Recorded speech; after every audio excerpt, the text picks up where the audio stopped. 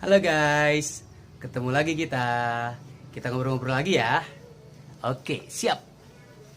Assalamualaikum warahmatullahi wabarakatuh. Ketemu lagi di channel saya, channel Ayahnya Adel.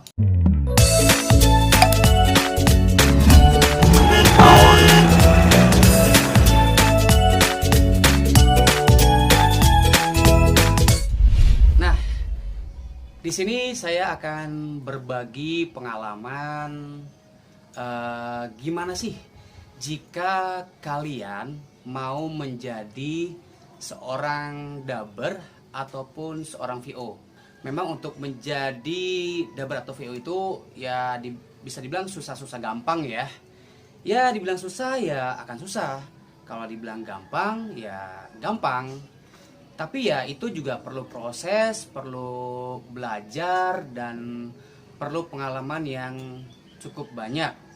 Nah, di sini saya akan memberitahu, saya akan memberikan apa aja sih syarat-syarat kalau kita mau menjadi seorang dubber ataupun jadi seorang VO. Ini mesti kalian tahu nih. Mungkin banyak yang menganggap, wah dubbing tuh atau VO tuh begitu doang, ngomong doang, dibayar, ya enggak? Kerjanya santai, dibayarnya gede, katanya begitu. Itu yang sering saya dengar. Nah, tapi nggak semudah itu Ferguso. Ada syarat-syaratnya, ada kualifikasinya supaya kita bisa menjadi seorang dubber ataupun VO yang baik. Apa aja sih syarat-syaratnya? Nah, simak yang berikut ini ya. Pertama, syarat untuk menjadi seorang dubber ataupun VO itu yang jelas ya harus bisa bicara ya. Maksudnya di sini harus bisa bicara dengan jelas, artikulasinya jelas, intonasinya jelas. Itu paling penting ya. Jadi harus bisa berbicara dengan jelas. Kedua, menurut saya nih ya, sebisa mungkin untuk dubber ataupun VO itu sebisa mungkin tidak cadel. Di sini saya mohon maaf, bukan saya bermaksud untuk mendiskriminasi orang yang mungkin ya punya kekurangan seperti cadel atau nggak bisa ngomong R dengan jelas gitu ya. Tidak, sama sekali tidak. Tapi memang untuk menjadi seorang dubber ataupun VO itu ya dibutuhkan memang artikulasi yang jelas gitu, penyebutan huruf demi hurufnya, kata demi kata, kalimat demi kalimat, supaya orang yang mendengar itu enak gitu ya. Tapi memang tidak menutup kemungkinan buat kalian yang mungkin mempunyai kekurangan, misalkan agak kesulitan ya menyebutkan huruf R atau menjadi R, ya itu kan mungkin akan ada peran-peran yang memang sesuai dengan karakter yang seperti itu ya, misalkan yang cadel seperti itu. Jadi ya sekali lagi saya tidak mendiskriminasikan orang yang tidak bisa bicara huruf R dengan jelas ya, tapi semua orang bisa. Yang ketiga, kita harus berani. Berani itu maksudnya apa sih? Ya kita harus berani berbicara dengan jelas. Yang namanya dubbing atau voice over ya, itu kan memang ketika kita di depan mic itu kan ya harus full, dalam arti full energi, full power gitu kan. Nggak yang kelemar-kelemar ataupun yang ngomongnya itu nggak jelas gitu. Jadi memang kita dibutuhkan energi ketika kita mendubbing atau mem-VO suatu program. Itu yang ketiga ya. Yang keempat, kita harus juga berani mengeksplor diri. Maksudnya apa? Ketika menjadi seorang dubber itu nggak cuma misalkan kayak suara saya nih, suara saya gini doang nih. Oh saya nggak bisa suara lain. Kalau bisa jangan seperti itu. Jadi kita harus mengeksplor diri kita. Oh orang lain kok bisa suara kayak gini. Orang si ini kok bisa suaranya kayak gini. Jadi kita harus berani mengeksplor apa yang ada di diri kita. Misalkan nih, Karakter saya seperti ini dengan, ya bisa dibilang karakter protagonis ya, karena saya memang banyak memerankan tokoh protagonis. Tapi saya juga harus mencoba ketika saya harus memerankan tokoh yang antagonis atau jahat gitu kan. Atau mungkin juga saya harus mencoba suara-suara aneh seperti di film-film kartun misalkan. Misalkan saya mau jadi, oh bisa nggak sih gue kayak suaranya Doraemon? Oh bisa nggak sih gue kayak suaranya si penjahat ini? Bisa nggak sih gue seperti yang ada di film Lord of the Ring tuh yang suaranya tuh apa ya, agak-agak aneh gitu ya. Itu kita bebas, kita harus bisa mengeksplor. Kalau kita memang bisa, kenapa enggak? Nah, jadi kuncinya kita harus berani dulu. Dan suksesnya seorang dubber atau VO itu tadi, ketika kita berani mengeksplor yang ada dalam diri kita. Jadi nggak cuma begitu-gitu aja, itu akan jadi apa ya, membosankan. Dan juga ya kita akan dapat jobnya ya itu aja gitu loh. Suaranya yang dipakai itu aja. Tapi kalau kita punya banyak karakter suara, ketika ada yang membutuhkan suara ini, oh si ini bisa kok, terus ada lagi peran lain, oh si ini juga bisa kok. Jadi kita bisa dibilang tuh job kita banyak lah. Jadi nggak cuma di satu karakter yang kita punya aja ya. Jadi intinya ya berani mengeksplor. Yang kelima ini kita juga harus bisa menjalin atau punya banyak teman. Jadi gini, kita harus berani juga, oh saya mau dong kenal sama ini, saya mau dong kenal sama si dubber ini atau si VO itu. Nggak masalah, yang penting ya apa ya, di dalam batas kewajaran. Tujuannya kalian pengen belajar, kalian pengen apa ya, pengen tahu tentang dunia yang pengen memang kalian ingin geluti. Terus juga jangan takut juga untuk mencoba datang ke studio-studio tempat dubbing ataupun tempat untuk VO ataupun tempat iklan. Caranya gimana? Nah itu tadi, dengan menjalin hubungan dengan para teman-teman ataupun senior-senior yang memang sudah banyak makan asam garam di dunia sulis suara ataupun di dunia VO. Misalkan ada si A gitu ya. Si A itu adalah seorang dubber yang mungkin jam terbangnya sudah banyak. Terus kalian kenal sama dia, Kak boleh nggak aku ikutan dong, kalau kakak dubbing aku pengen lihat gitu, pengen lihat kakak lagi dubbing tuh gimana, atau kakak lagi VO gimana. Nggak masalah. Sebagian besar dari kami tuh welcome ya, kalau memang kalian punya keinginan untuk tahu tentang apa kehidupan di studio gitu ya, apa yang kami kerjakan tuh seperti apa sih gitu kan. Jadi nggak usah takut untuk datang.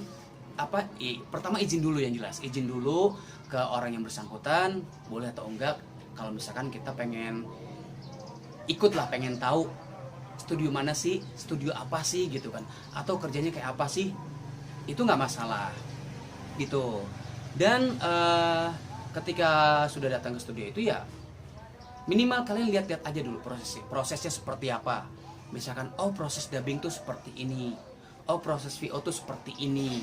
Dan satu lagi ya, jangan pernah menganggap kalau dubbing atau VO tuh oh gitu doang, oh ternyata dubbing tuh gitu doang, oh ternyata VO tuh gitu doang.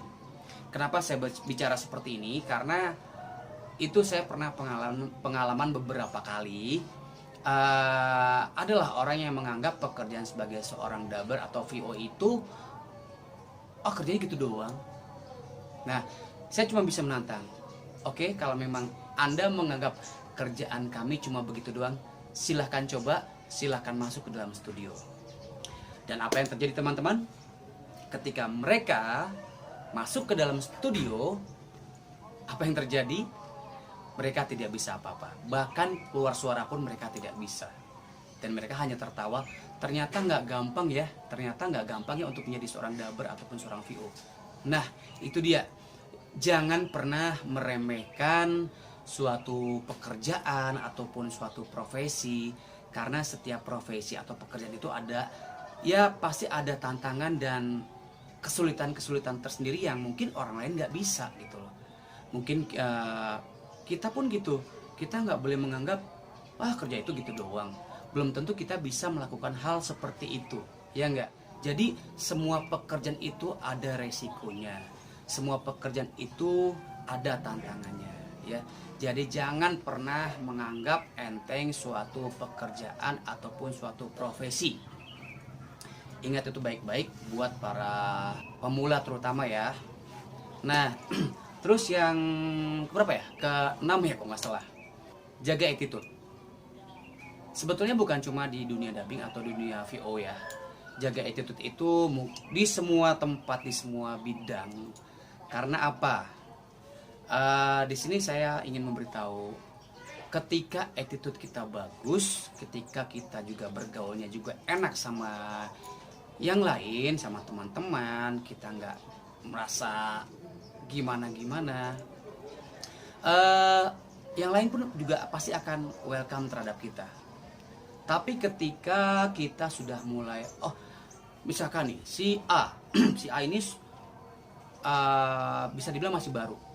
Tapi karakter suara dia bagus. Dia dipakai peran utama, dia dipakai buat ini. Terus dia merasa, kalau misalkan gua nggak dikasih peran utama, kalau gua nggak dikasih peran suara bagus, gua nggak mau. Ada yang kayak gitu, tapi nggak perlu saya sebutkan. Oke, itu ada yang seperti itu. Nah, saran saya, hindarilah sikap-sikap seperti itu. Dunia dubbing itu, dubbing dan VO ya, mungkin tidak terlalu luas gitu, tidak terlalu luas. Jadi ketika sikap kita bagus, pergaulan kita bagus, ya kalian pasti akan dipakai kok. Istilahnya jasa kita pasti akan dipakai. Jadi jangan takut untuk kehilangan pekerjaan.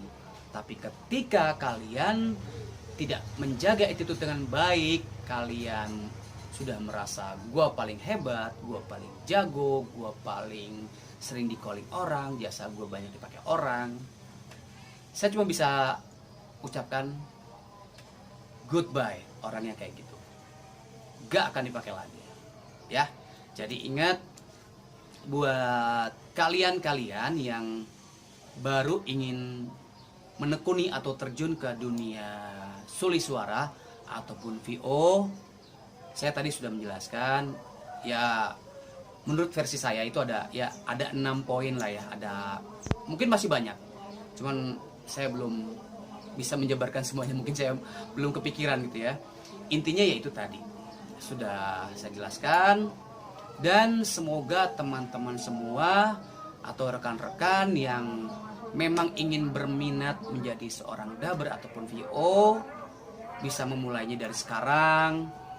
Gimana caranya?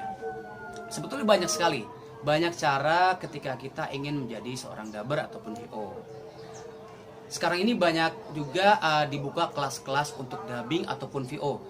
Teman-teman saya juga banyak membuka kursus ataupun kelas dubbing dan juga acting. Itu ada beberapa. Mungkin nanti kalian bisa hubungi mereka, atau mungkin nanti saya akan sertakan di deskripsi supaya kalian nanti bisa dapat informasi dari mereka. Itu cukup banyak. Dan ternyata tanpa diduga tuh antusias dan minat mereka untuk menjadi seorang dubber ataupun VO itu luar biasa. Banyak banget yang ikutan. Karena apa?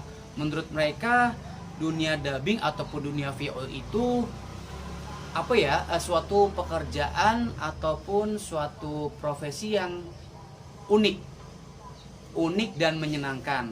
Makanya banyak juga yang bertanya, gimana sih Kak untuk menjadi seorang dubber? Caranya gimana? Saya mau belajar tuh di mana? Nah, di sini nanti saya akan memberikan informasi, mungkin akan ada di deskripsi ya. Kira-kira bukan sekolah lah, tempat-tempat kursus ataupun yang memberikan pendidikan untuk dubbing ataupun VO. Jadi nanti kalian bisa tanya-tanya di sana ya. Semoga buat kalian yang akan memulai kalian akan mendapatkan jalan yang jalan yang baik.